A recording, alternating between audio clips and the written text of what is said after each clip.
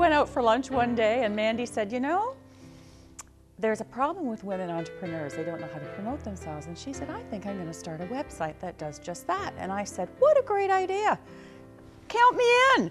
So I was one of the first 20 women that joined. And when I opened my business, I thought I could put my shingle up on the door and the customers would come flowing in. All I would really have to do is put my business card on, you know, my computer and pump out all these little business cards that have my name on it. And isn't that enough to have a successful business? Of course it isn't.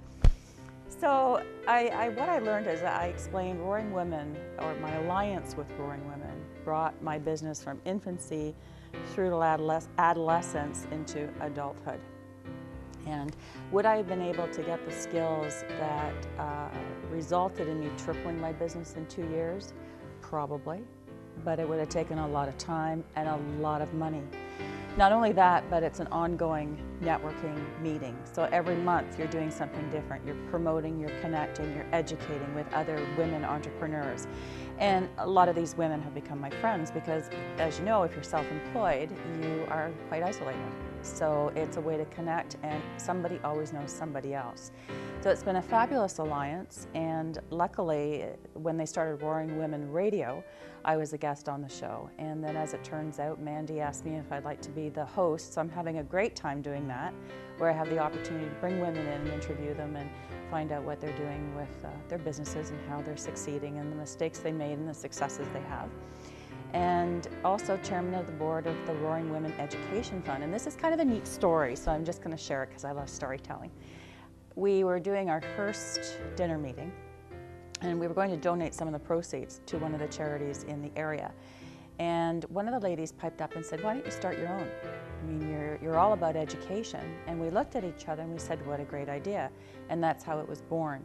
So what we do is we provide funds to women entrepreneurs who want to continue their education and thereby increase their businesses or their personal knowledge, and then help the community as well. So that's the two initiatives that are going on right now, and of course the dinner meetings, and that's it. Initially it started as an online networking thing, but it's very unique because when you go to it and you see the profiles on the women, you know, we buy from people we like. So when you read about the women, you almost feel like you know them already, that there's a link there. However, they also have teleclasses, they have workshops, they have dinner meetings, which have just blossomed over the country. We've got them in Kitchener, Mississauga, Hamilton, Burlington, Vancouver, Calgary, and Edmonton, I believe. And there's some interest from the States now as well.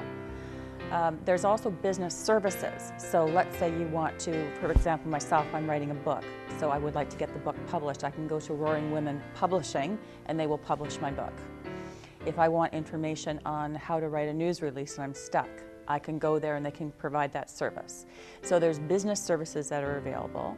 There's also the newsletter that comes out on a weekly basis, which has the upcoming events, not only the Roaring Women events, but other events in the area. So you as an entrepreneur, if you want to list your event, you can do so through the newsletter.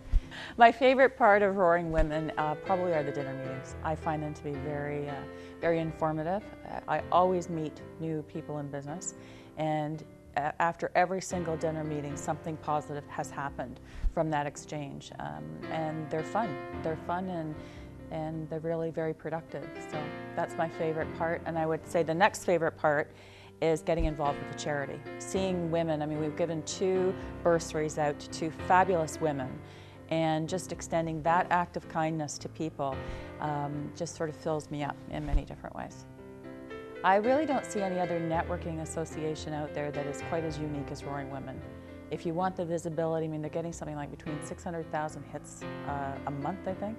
600,000 to 800,000 hits a month. So, I mean, you can go on as an associate membership, which is a little bit less expensive than the full, but the full gives you lots of perks. I mean, you can get a dinner free, a dinner meeting free. Once you buy 5, I think you get the 6th one free.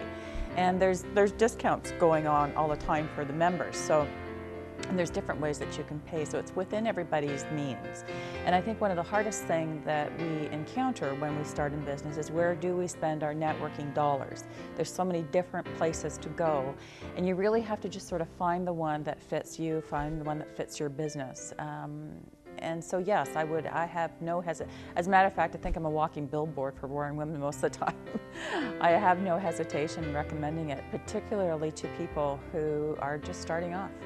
And for those people that are sort of 4 or 5 years into the business and they're getting stale and they want to get a little bit of shot in the arm.